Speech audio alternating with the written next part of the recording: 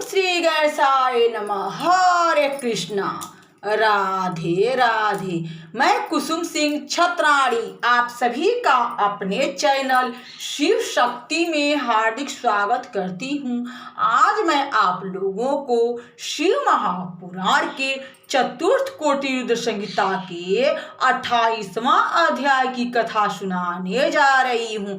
वैद्यनाथेश्वर द्वारा रावण को वर प्रदान। सूत जी बोले, हे ऋषियों, जब महाअभिमानी राक्षसाधीप रावण ने कैलाश पर्वत पर जाकर शिव जी की आराधना की और जब पहले शिव जी न प्रसन्न हुए तो उसने उनके लिए और तप करना आरंभ किया। तब श्रीमान पौलस्त्य रावण ने हिमालय के दक्षिण वृक्ष खंडों में वहां की भूमि में एक गहरा गड्ढा खोदकर उसमें शिवलिंग स्थापित किया और उसके समीप में शिव जी को पधराकर वहां हवन करना आरंभ किया।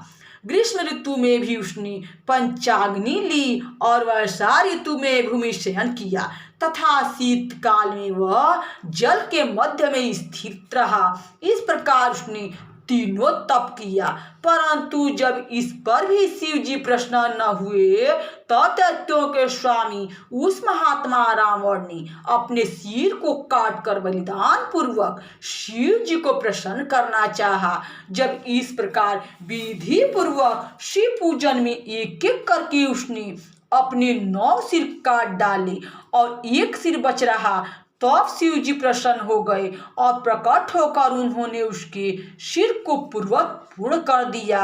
साथ ही उसे अतुल बल देकर सभी मनोरथ प्रदान किए। तब शिव जी को प्रसन्न हुआ जान रावण ने उनसे यह प्रार्थना की कि हे प्रभु, मैं आपको अपनी नगरी लंका में ले चलना चाहता हूँ। मैं आपकी शरण में हूँ, मुझ भक्त की यह प्रार्थना स्वीकार कीजिए। यह सुन शंकर जी बहुत उद्विग्न हो गए, परंतु उनकी भक्त वत्सलता के प्रण ने उन्हें बाध्य कर दिया। उन्होंने विचार कर कहा, अच्छा, तुम्हारी यही इच्छा है तो तुम मेरे लिंग को परम भक्ति के साथ अपने घर ले जाओ, पर यह ध्यान रखना कि यदि तुम कहीं बीच में इसे पृथ्वी पर रख दोगे तो वह वहीं स्थिर हो जाएगा और आगे न जा सकेगा। यह जानकर तुम्हारी जैसी इच्छा हो वैसा करो। शिव जी के यह कहने पर राक्षसेश्वर रावण ज्योतिर्लिंग ले अपने घर चला। मार्ग में शिव जी की माया से उसे लघु शंका की इच्छा हुई, जिसके वेग को वह न रोक सका। फिर तो वहां आते हुए एक गोप को लिंग देकर वह लघु शंका करने लगा। एक मुहूर्त बीत गया, वह गोप शिवलिंग के भार से व्याकुल हो गया। उसने उसके भार से पीड़ित होकर उसे वहीं पृथ्वी पर रख दिया। फिर तो वज्रसार से उत्पन्न हुआ, वह ज्योतिर्लिंग वहीं स्थित हो गया, जिसके दर्शन से मनुष्य के सभी मनोरथ पूर्ण होते हैं। फिर तो वह लिंग वैद्यनाथेश्वर के नाम से प्रसिद्ध हुआ और जिसकी तीनों लोकों में ख्याति हुई। वह सत्पुरुषों को मुक्ति देने वाला एक ऐसा दिव्य और श्रेष्ठ ज्योतिर्लिंग है, जिसके दर्शन और पूजन से सभी प्रकार के पाप दूर हो जाते हैं। तब सब लोगों के हितार्थ वैद्यनाथेश्वर से वर पाकर रावण ने अपने घर जाकर वह सारा समाचार अपनी स्त्री से कहा तो वह बड़ी प्रसन्न हुई और इसका समाचार पाकर ब्रह्मा विष्णु इंद्रादि देवताओं तथा ऋषियों ने आकर प्रेम सहित उस लिंग की पूजा की। देवताओं ने उस लिंग को वैद्यनाथ के नाम से प्रतिष्ठित किया, परंतु दुष्टात्मा रावण की शिव जी द्वारा इस वर प्राप्ति से देवताओं को बड़ा भय उत्पन्न हुआ और उन्होंने सोचा कि अब यह दुष्ट रावण हमारा न जाने क्या करेगा। उन्होंने नारद जी को बुलाकर वह समाचार पूछा और हार्दिक दुख कहा।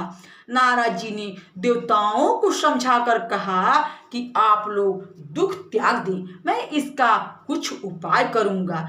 तब देवताओं से ऐसा कहकर नारद जी रावण के पास गए।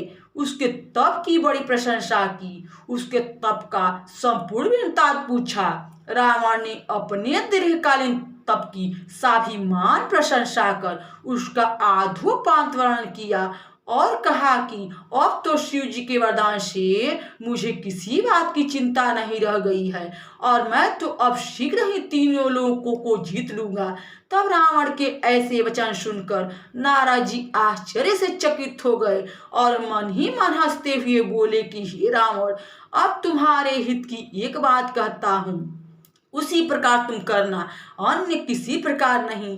देखो, शिव जी ने तुमसे जो कुछ कहा है उसे किसी प्रकार सत्य न मानना। विकारी शिव जी क्या नहीं कहते हैं। देखो, उनकी एक भी बात सत्य निकली है। फिर तुमने यह कैसे जान लिया कि वे मेरे प्रिय हैं? इस कारण अब तुम फिर उनके पास जाओ, उनका अहित कर फिर अपना कार्य सिद्ध करो। तुम वहां जाकर उनके कैलाश पर्वत को ही उखाड़ने का प्रयत्न करो। जब तुम कैलाश को उखाड़ोगे तभी तुम्हारा सब कार्य सफल होगा। जब तुम्हारा कार्य हो जाएगा तब फिर कैलाश को यथास्थान स्थापन कर देना। फिर यहाँ आकर सुखपूर्वक अपने सब कार्य करना। सूत जी कहते हैं कि नारद जी की इन बातों में रावण अपना हित समझा। वह विधिवश मोहित हो मुनि के वाक्यों को ही प्रमाण मान कैलाश की ओर चला। वहां जाकर कैलाश पर्वत को पकड़कर उसे कंपित करने लगा। कैलाश पर स्थित सारे पदार्थ उलट पलट हो गए। तब कैलाश को इस प्रकार कंपित हुआ देख शिव जी ने कहा, है यह क्या हो गया? पार्वती जी हंसकर महादेव जी से कहने लगी, यह सुंदर शिष्य का फल मिला है। शिष्य करने से अच्छा फल मिला है। आपने शांतात्मा बड़े प्रकामी रावण को जो अतुल बल दिया है, यह उसी का परिणाम है।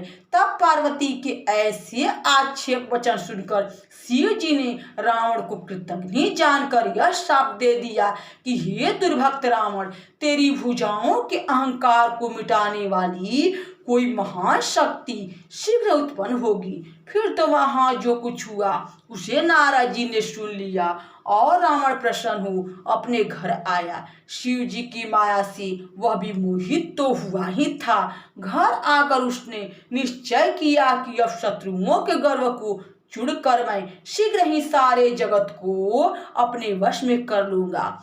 फिर तो उस महान पराक्रमी रावण को सिवा रामचंद्र जी के कोई जितने में समर्थ न हुआ।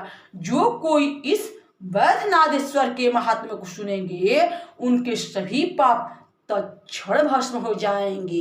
यह सत्य है, सत्य है, सत्य है, इसमें कोई संदेह नहीं है। यहाँ शिव महापुराण के चतुर्थ कोटि रुद्र संहिता के 28वां अध्याय की कथा समाप्त हुई।